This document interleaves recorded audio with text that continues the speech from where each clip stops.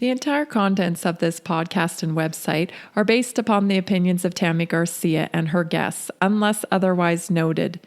The information on this podcast is not intended to replace a one-on-one relationship with a qualified healthcare professional and is not intended as medical advice. It is intended as a sharing of knowledge and information from the research and experience of Tammy Garcia and her guests.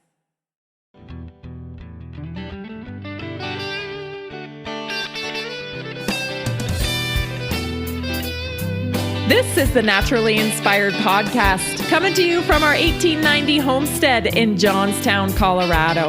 I'm Tammy, and I want to thank you for joining us. Let's get started and help people feel good so they can do what they love for longer.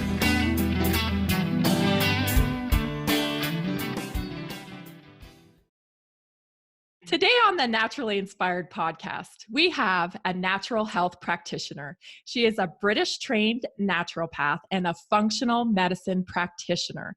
She has been a holistic clinician for over 20 years. She came to holistic medicine after contracting a serious illness that doctors couldn't solve. Doctors actually thought she was faking her illness, which of course she wasn't, but to their credit, they didn't have anything to offer her. So this is when she started her journey of studying physiology, clinical nutrition, environmental medicine, and mindfulness that play into our health and on a daily basis. Her passion, though, is educating clients to take great care of their health. And she had her own weekly radio show in the UK for many years. She is the owner of Kelway Functional Medicine, which is a virtual clinic serving people across the US, England, Australia, Asia, Canada, and South America. And with all of that, I want to welcome Clare Kelway to the Naturally Inspired Podcast. Thank you, Clare, for being here today. Thank you, Tammy, for inviting me. I'm so excited. I can't wait to talk to you. I know. And I had such a hard time narrowing down the topics of what we were going to talk about because I could talk to you for hours about all that you know. So I did pick two topics, and the first one that I'd really like to talk about, because I know you mentioned you're working on a book. Yes. Okay. Can you tell us a little bit about that book? Yeah, I thought I'd write a handbook on CBD for people. You know, sometimes there's so much confusion in this market, and it's like the latest. People would say it's a craze, but it's not really a craze. It's actually an incredible advancement in health sciences. Right. There's definitely a lot of confusion around it, and it's a question I get asked a lot. What should I look at? What should I know, right? Exactly, because the regulations, they aren't quite there yet, are they? Well, that's one of the biggest challenges with CBD particularly is it's an unregulated industry. So when you've got unregulated, you've got problems. And, right. You know, it's so early, it's early adopter time in this profession of CBD and marijuana. And so people are totally confused. Right. So what we're going to try to do here today, which, you know, we'll do our best because we have a limited amount of time. We're going to try to narrow it down for them. Absolutely. Let's do it. All right. Okay. So my first question for you today, Clare, is can you give us a description of CBD and what it is and how it works? Sure. So CBD is short for cannabinoid, and that's a long word, but it's actually, I don't know if you've ever heard of an adaptogen. But yeah. Cannabinoids are adaptive in the body, which means they don't stimulate something, they don't suppress anything. They actually work with the body systems, which is what makes them so powerful. And they come in all sorts of, you know, ways to deliver these wonderful little molecules. They're incredible. Okay. And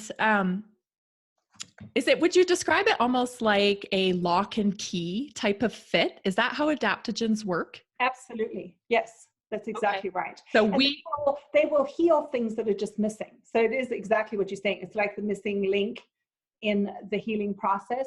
They work differently to different other chemicals that will have specific benefits. These are actually more wide spectrum in terms of their effect in the body. Okay, that makes sense. this is a big one that everybody wants to know, because I know there's a lot of fear around people using CBD if they're not marijuana users.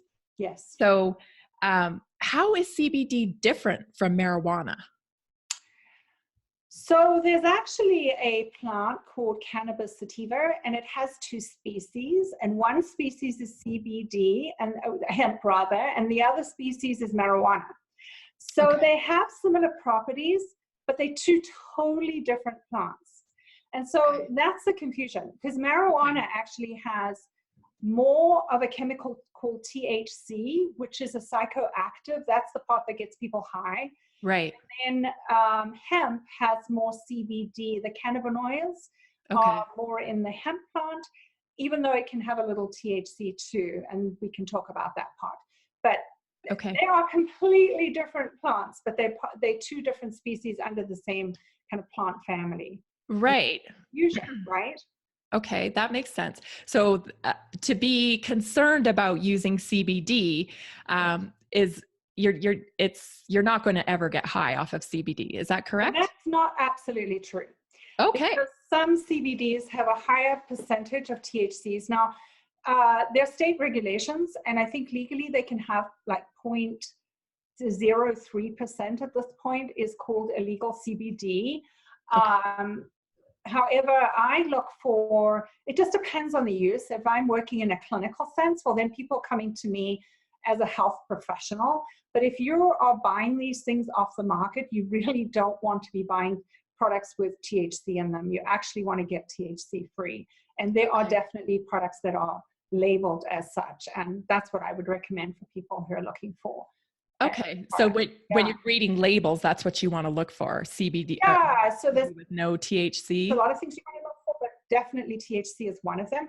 Because if you work in the airlines or you work for the government, you have to have drug testing as part of your job. Yes. If it's got THCs in it, you could fail a drug test. That's a big deal, right? Yes. And yes, so especially when you're in logistics or transportation or absolutely. or like you said, a nurse or anything like that. Absolutely. And I get asked that question all the time.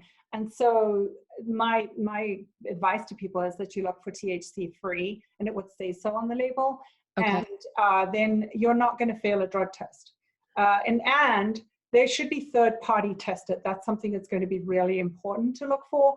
Does it have third party testing? And third party testing then means it's not the manufacturer, but they've used outside laboratories to test, and they actually can then vouch for, there'll be certifications to say it's THC free.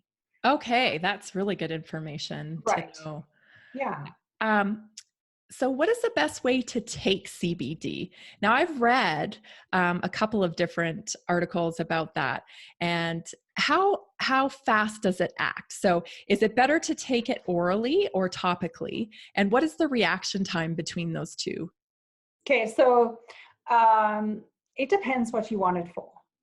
Okay. So if it's a localized area, say people use CBD for pain, right? There's a lot of pain applications. Yes. So then a topical can be very valuable, because say you've got knee pain, hip pain, shoulder pain, whatever pain, that it's localized. Then using a topical would be, in my opinion, most valuable. And that's going to go to work immediately. And it doesn't just go skin deep, it actually goes into the joint. So depending on the topical that you're using, but it should be adhered, and within literally 2 minutes, it should have gone deep through all the 7 layers of the skin into the actual muscle or joint. And you would know, because you will feel that, right? Right. Then another way to be using it topically would be people who've got headaches. You could use it on the temples of the head, on the neck. There's different ways of doing that. But if we take it orally, then it's for more generalized things, that there's more, it could be anxiety is a good example. Right. Or just balancing hormones. There's other reasons to use CBD. Sleep, right? Sleep's a huge one. Right. And then I would recommend that people take an oral, and they would take drops, or however it's delivered. And then that effect is within an hour. It's within an hour. Okay. Yeah. Personally, I have used the oil orally, and it's about 20 to 25 minutes before I start to feel its effects. Right. For sure. Yeah, it's very quick. And it depends again on each person's unique biochemistry. Right. Yours could be 25 minutes. Somebody else doesn't feel it for an hour. Right. And different people have different sensitivities. Now, without straying too far off the path, what is gut health have to do with that? Does gut health have anything to do? In fact, there's some studies that are showing that it's very helpful for IBS. And so again, IBS is usually a nerve. It's usually associated with nerves. Right. And so CBD can be very helpful. It's a balancer. It's an adaptogen. It's going to help to calm down the nervous system. And it's parasympathetic. So we have two areas of our nervous system. We have the sympathetic and the parasympathetic. Right. I've ever heard people are in this constant state of stress. It's called fight and flight. Yes. That's in the sympathetic. They're like, oh, they're on it, right? Yes. So, and that's from chronic stress, from long-term chronic stress. Is that when people get into that mode? Exactly. Because in the old days, that was only going to be ignited if you're being chased by a tiger or something. Right. Right. Adrenaline would flow. But what's happened is people become chronically stressed. So they're in fight or flight all the time. Right. And that's where you get adrenal burnout and people are just constantly exhausted, which is something I deal with a lot. Okay. And CBD is very helpful for calming down the whole system and just making people feel better. Right. They just feel calmer and more relaxed and able to focus better. So I've heard the word homeostasis thrown around a lot with CBD. So is that what you mean when you say it calms down the nervous system? It just kind of makes everything just calm down and returns the body. So homeostasis is an interesting word. What it actually means is balance. Yeah. And the body is constantly trying to get into homeostasis. And it's one of those things that it'll never achieve because it's a position that's not really doesn't actually exist. It's a state of perfection, right? So perfection doesn't exist, but it's constantly working towards that. And what CBD is able to do is to help that adaptive state. Oh, that's interesting. That seems so much more achievable too. When you think about it, because you can think about it as coming in and out of homeostasis, which we all do every day, right? All the time. If a car, juts out in front of you, then you're getting that surge of adrenaline, but you then relax back into homeostasis. Right. Yeah. Your body is working and adapting it all the time, constantly. And I don't know if you know this, Tammy, but the body has 10 times more bacteria than it has cells. Okay. Oh, no, I didn't know that. So we're actually bacterial beings, not cellular beings. Interesting. And so this actually helps to allow your bacteria to work more efficiently, just overall. Oh, okay. Excuse me, my phone is ringing and no problem. No problem. In my ear. Yeah. That's really interesting though, because I think we're always trying to achieve this perfect state all the time. And it's okay to not feel, perfect all the time. That's not really what we're trying to achieve, right? We're trying to achieve balance. Right. Absolutely. Very good. So I want to get into some of the reasons why we use CBD. I know we already mentioned one of them, which was anxiety. But I also want to talk about some other things. Like there's some really great information coming out with children and epilepsy. Can you talk a little bit about that when it comes to CBD? Yeah, so CBD was actually originally brought to market for children with epilepsy. Okay. And it again, it just stands to reason that when children are having extreme fits and neurological condition going on, that if you can balance the body, if you can calm it down, the chances of it actually coming out of that state and being in a better state of health is greater. And when we do a CBD, you're doing it without the risks. Right. There's really no downside to it. Right. I mean, I don't recommend, there's obviously dosing recommendations and we stick to those. Uh-huh. But I get asked all the time, can I overdose on this? Yeah. And the answer is I've never seen that, and I haven't seen that in papers. We tend, as health professionals, we always work based on studies. Right. I'm always reading the latest research and studies, and I haven't seen anything that says that. Now, I obviously tell people you need to take it according to a health professional or according to the label if you're not using a health professional. Always make sure you do according to instructions. Right. That's really interesting. I mean, the advances in the epilepsy are really, I mean, you can go on to Google and just read forever about that as well. Absolutely. What about arthritis? How are you using that in your practice and with arthritis? And have you seen any benefit with it for arthritis? When we talk about joint issues and deterioration, so that's associated with, as health professionals, I work in functional medicine. Yes. So we don't really work with disease types of names. We work with function of the body, whether it's joints or it's bones or aging. These are all functions, right? Yeah. The gut is a function, hormone is a function. And so, when you look at the joint challenges that can happen over lifetime, or actually early, I see this even in children today, is that there's an association with the gut. Right. And it could be stealth infections, there could be something going on. I just said we're bacterial beings, right? So there's some imbalance on the bacterial front. Right. And CBD will do a number of things. Again, it's going to work neurologically, it's going to work to help calm the gut down, but it's also going to take the pain away. And in those cases, you can use it both orally and topically, which is what I would recommend. Oh, so almost synergistically, you want to get it. Absolutely. Yes. Oh, okay. That's great. And I love that you're talking about labels a little bit there too, Claire, because I'm very passionate about that. I feel like once we're given a label, we can hang on to that label and it feels like it's doom and gloom. You plug that into Google and you can just sit there and have yourself dead pretty much in 30 minutes once you have a label. Dr. Google, right? Dr. Google.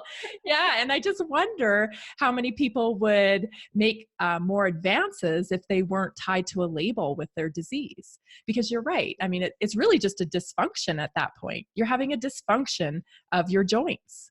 Right. Right? Yeah, I tell people that the only reason we have labels is so that they can put a pharmaceutical drug to that label. Yeah. And that's the only reason. And bill us. And absolutely bill you. If you're billing a dysfunction and you're treating a dysfunction. Yeah. So, and so that dysfunction is just, if you think about a statistical curve, a normal curve in statistics, it starts low, it has this high and it's low, but you are always out of range when you're working in diseases. And you're just pulled further and further and further away from what should be a normal curve. Normal curve is homeostasis. Right. You're getting pulled further and further and further away because that's the medical model. Right. Treat the sickness. That's right. Functional treats the whole body. So we treat the brain, the mind, the body, all as one integrated unit. So your liver is connected to your toes, everything is connected. And we're looking at taking a dysfunction and bringing it back into function, which homeostasis is another way of describing it. Yeah. So then if you are diagnosed with a disease in your 30s and you never had a disease before your 30s, isn't it possible that you can get back to not having those symptoms anymore? Well, absolutely. So when we think about that, so there's now some kind of function, whether it's the gut or hormones, these are the big ones, right? Right. That's out of balance. And the doctor's going to give you a label and is going to probably want to give you some meds if they actually know what's going on with you. But if you came to somebody like ourselves, we would look at that and say, well, your function is out of balance. We would look at lab testing because yes, we believe in science and everything is backed by science, right? Right. And but we would then say, all right, well, how are you eating? What nutrition are you taking? What additional clinical nutrition are you using? Right. Here's the big message. You have to supplement today because our soil is empty. Right. It is Right. ravaged, and it's changed in the last 20 years. It's changed since I became ill. When Right. I was a child, you could still eat from the soil and get all the basic nutrients, the selenium, the zinc, copper. It was in the soil. Today, it isn't there anymore. So we have to supplement, and then that's a whole science, knowing Right. how to do that. Right. Right. But it's critical. So when we talk about if you've been given a disease label, we talk about reversing that. We don't Yes. cure anything, Right. right? You don't need to be cured. No. You don't need a cure. What You to reverse it to great health. you just need to get back to where you were before you had these symptoms, which I love in functional medicine, that you are really digging deep to find out what the cause of these symptoms are instead of just covering these symptoms up. And that's why I love CBD as well, because it works as a pain reliever. We use it in my house like aspirin, like they would use aspirin. But it's also creating, that homeostasis in your body and allowing your body to accept healing because it's calming your nervous system down. And I think when we get worried about our health, and we don't have that peace within because we're worried, it amplifies our symptoms. Absolutely. So, The mind over matter part of it is very true.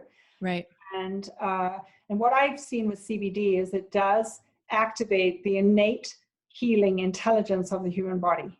Yeah. So excellent contributor. It goes where other supplements and pure nutrition like vitamins and minerals actually Right. don't go. It works extremely differently.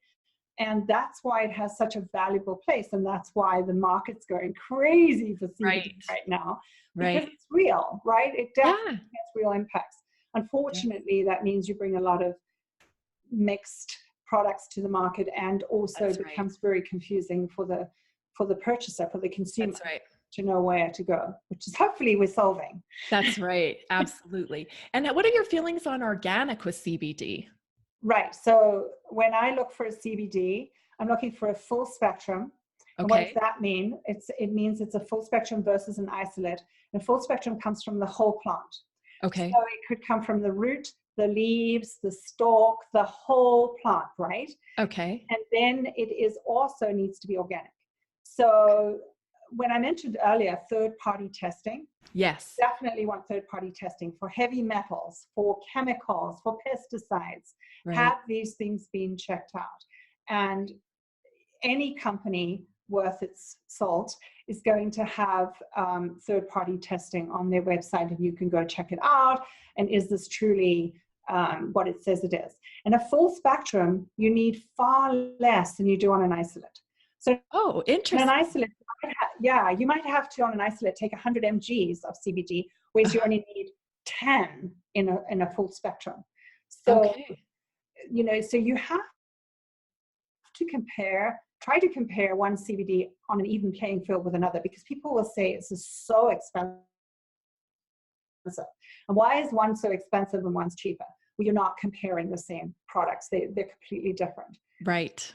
Right. I know. I'm a little concerned because I'm starting to see them pop up in like fast food type places, almost not fast food, but gas stations, corner markets. And I'm getting a little concerned because that to me, there's no way they could produce that product at that price point. No, not at all. So, And again, it's unregulated, right? So you're going to get right. a lot of players in the market who they just know they're hanging on to the latest craze, as it were, Right. and the public is uninformed. Right. And also, I potentially see those things as dangerous, because this does have an effect in the body. And Right. why are perfectly normal, healthy people just eating foods with CBD in it? And how do you know, is it CBD? Is it marijuana? Oh my gosh. You Right. really don't know. So again, it's getting it from a reputable supplier, checking it out. Is it third party tested? Is it organic? Is it full spectrum? Now, there are CBDs that are water-based today, and I've seen a lot of those, because Okay. some people have a problem metabolizing oils. Right. So Okay. there are water-based ones today, and again, work with if you don't know where to go, find somebody who knows a lot about CBD and ask them, check Right. in.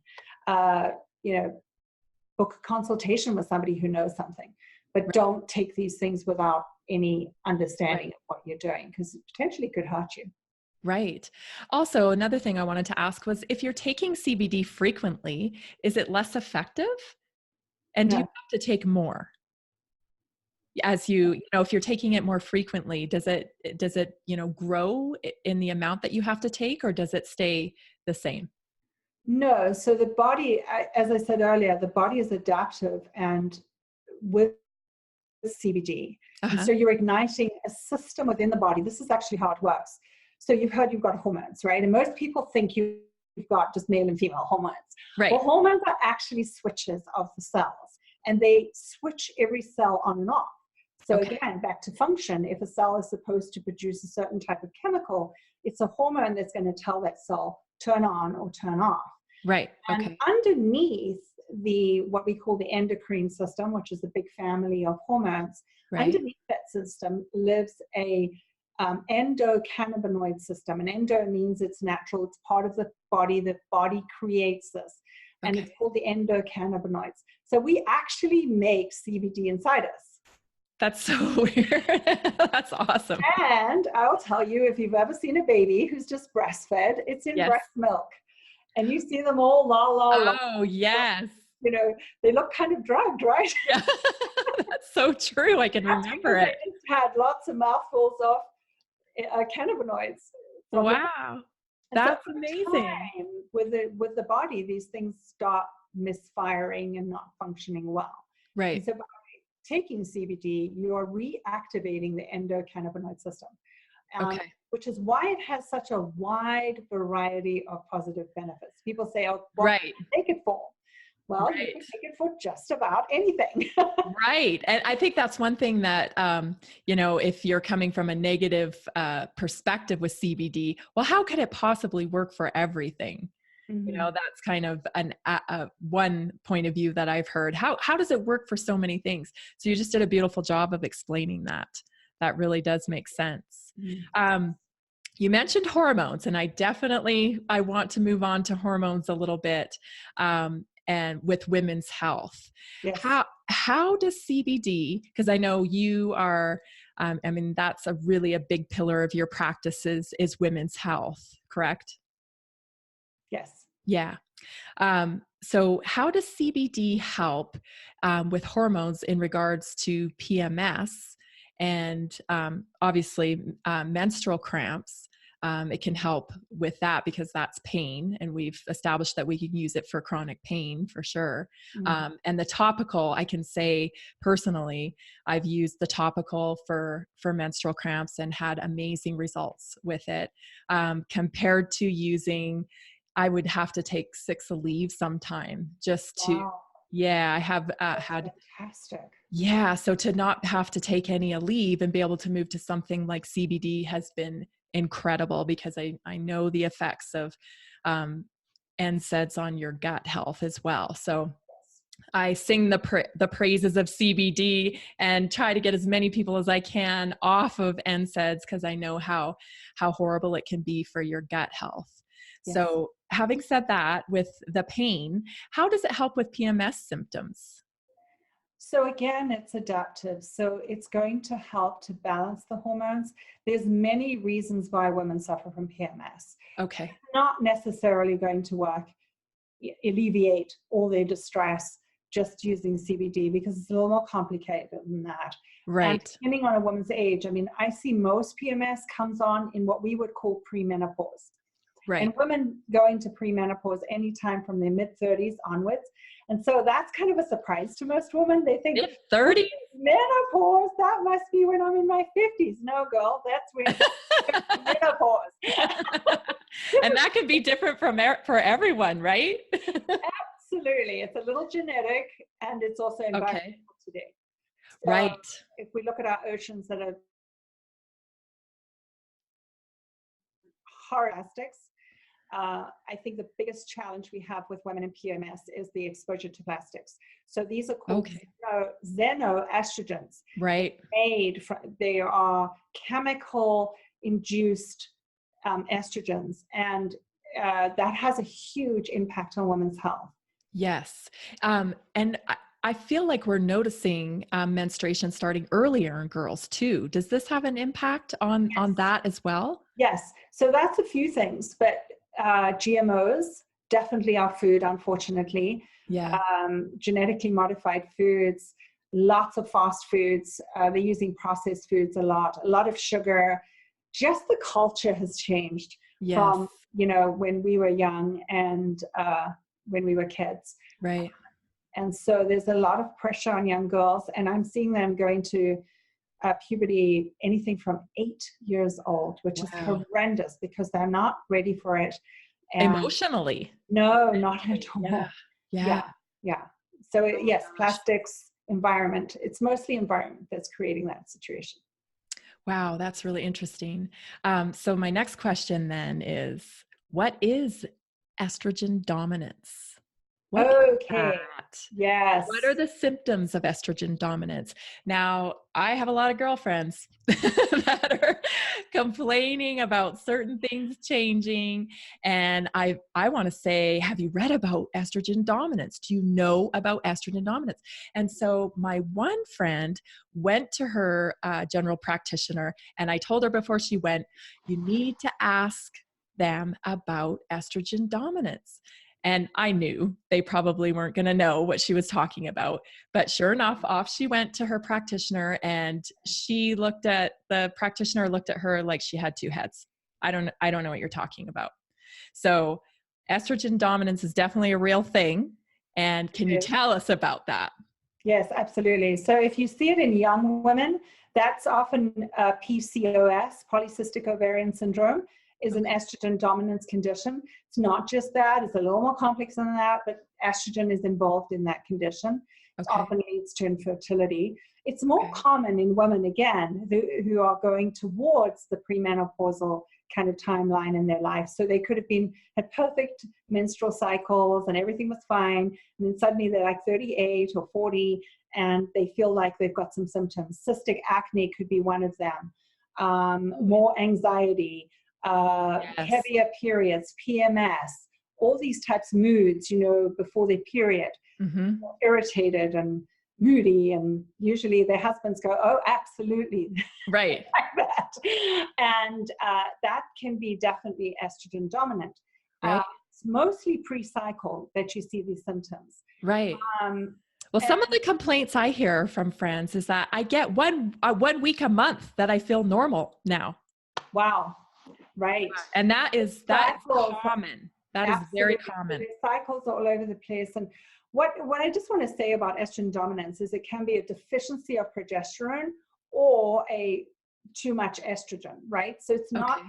and it could be downstream. And what I mean by that, it's the way you're metabolizing estrogens.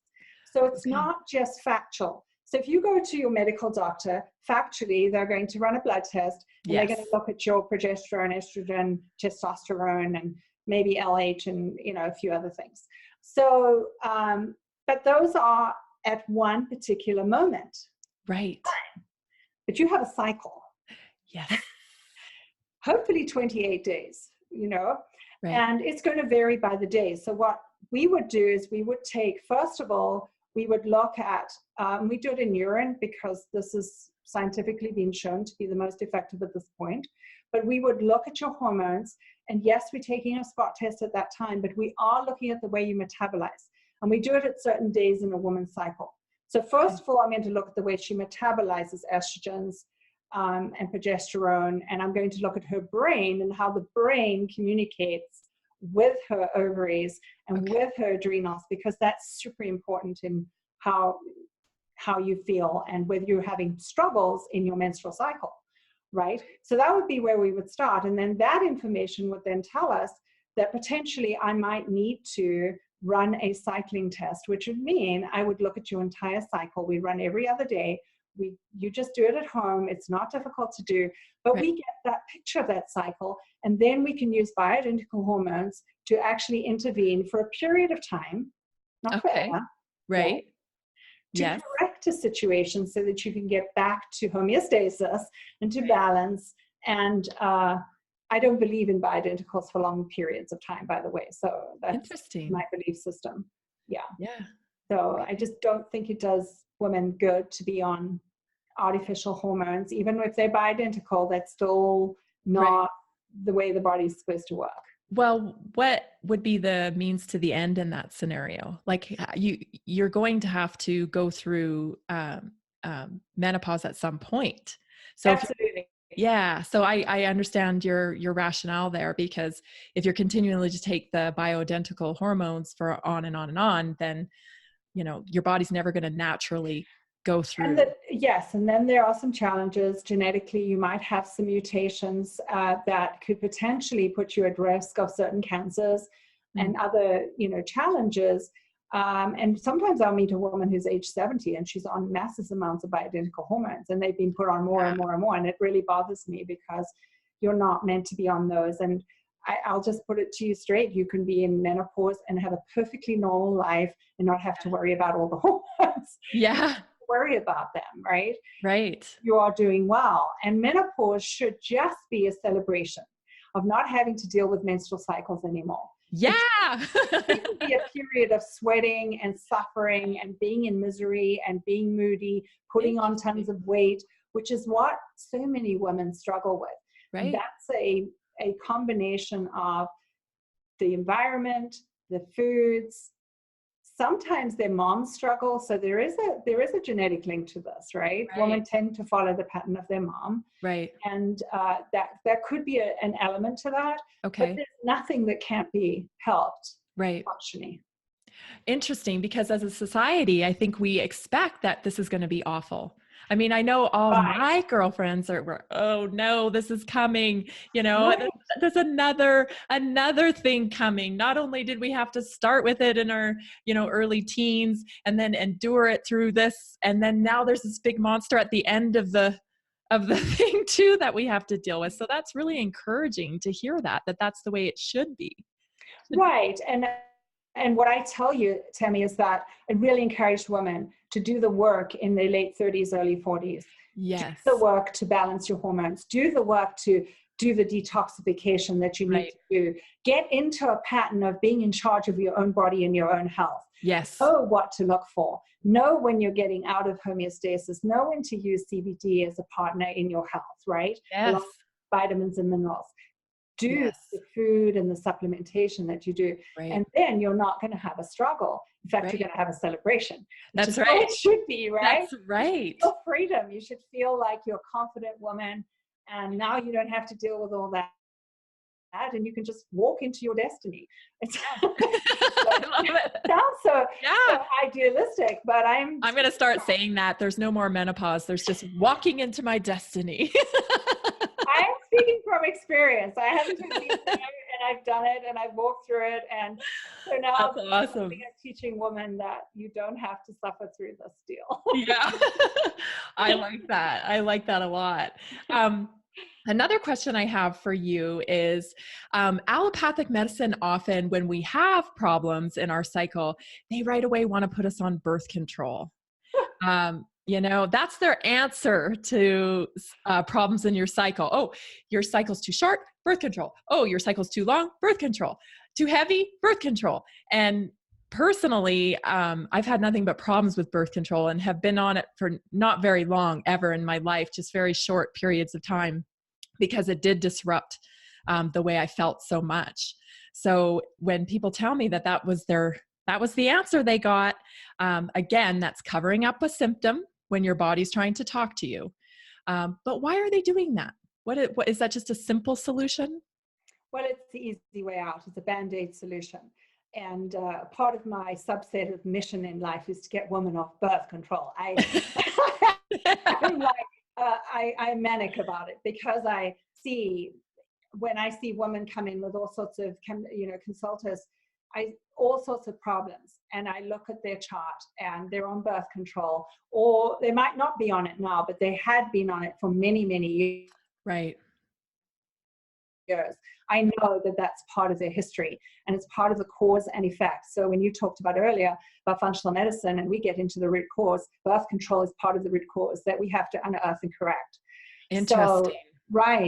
So back to, if you've got very heavy periods, that could be, and that's often a reason that doctors will put a woman on birth control is because, oh, well, we'll just get rid of your heavy periods. Right. And that is true, right? For a season in their lives. And some women feel like they can have a life that's perfectly great on birth control. And what they don't realize is underlying pressed what was going on in the first place. And so they're going to have to face it at some point down the line. And heavy periods is often a sign of toxicity in the body. This is the body's natural way of cleansing. Makes sense, right? Yes. You have a monthly cycle. You have a monthly detoxification. Chew out the body. Right. So, and I told that a menopausal woman, you don't have that anymore. So best you're doing some other form of detox. You need to be doing that because you haven't got that natural cleansing going on anymore. Wow, that's interesting. Fibroids are often a way of protective mechanism on the body to take care of a toxicity that has built up over time. Could be yeast and candida related. That's often goes along with that. And I will say birth control and yeast live together. So often women will have a lot of UTIs, a lot of yeast infections because they've been on birth control or they're still on it. So it is definitely our mission to get women off that, get things corrected, get them living an awesome life without it. Yeah. Oh, that's fascinating. I just learned so much from you just right there. That was a ton of information. So what are some things we can do at home if we have fibroids or cysts, and we know that we do? I know some people who are listening out there specifically wanted me to ask about this. What are some things we can do at home before, opting out for surgery? What could we do is there anything we can do at home to treat? Well, firstly, I would say that you want to be on good whole foods diet. It's back to food, good supplementation, definitely minerals and vitamins for sure. But usually if you've been diagnosed with fibroids or you have a polycystic ovarian syndrome type of situation going on, you should consult a professional. I would tell you do need to talk to a functional professional who's got skills and experience in that area, who could actually help you. Making sure your liver and your kidneys are flowing well, everything's going well, is obviously part of it. Getting off birth control if you are, but not necessarily if you've got that.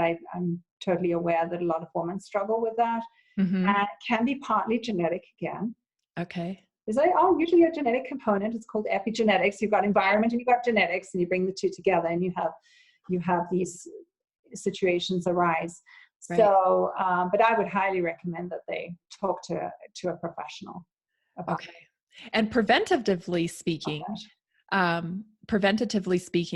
if we're just starting to have problems, but we've had all the tests run and we don't have any cysts or fibroids, what are some nutritional stuff that we can do at home for that, just to keep ourselves? So you should be on a good baseline nutritional program. That's all your nutrients that you require. There's some great herbs for balancing women's hormones. CBD, of course. Yes. Great. CBD. Definitely would have you on that. What about green juicing? Oh, of course. Absolutely. Yes. Lots of green vegetables. And now sometimes you have to be careful about the brassicas because a lot of people have challenges with that. And what are brassicas? They're the kales and the cauliflowers and the broccoli. You might have a challenge with that. So celery is very cleansing. Let's see, what else have we got? Celery juicing. I've just read an article about that, and that's just fantastic. Some of the benefits that people are getting just from taking the celery juice challenge. Absolutely. It cleans out your kidneys. It's great. And it's pretty cheap too. Yeah, exactly. Yes. So what should a normal cycle be like? You mentioned, hopefully 28 days. Are there other things that, we can pinpoint that lets us know that we are, where we should be with our cycle? So some women check their cycles. They check to see if they ovulate. That's kind of a common challenge in premenopausal women too, is that they may not be ovulating, especially if you're in your late 30s and you would like to have another child. So there are things we can do to check that. You should not be having PMS. You should not be having moods and irritations. It shouldn't be very heavy. A normal flow for me would be usually day 1 and day 2 would be heavier for sure. Right. And then day 3, 4, and 5 usually is tailing off. Right. Approximately 5 days is perfectly normal. Okay. You should not be spotting through your cycle. That's not Okay. normal. I have known that sometimes people will take certain hormones or they will use certain products and it can cause spotting. So you want to get that checked out. Okay. But What about pain with PMS or when your period starts? I think it's pain? pretty Is it normal. okay? Right. I think it's pretty normal for people to get a small amount of cramping. Okay. It kind of simulates that, birth process a little bit.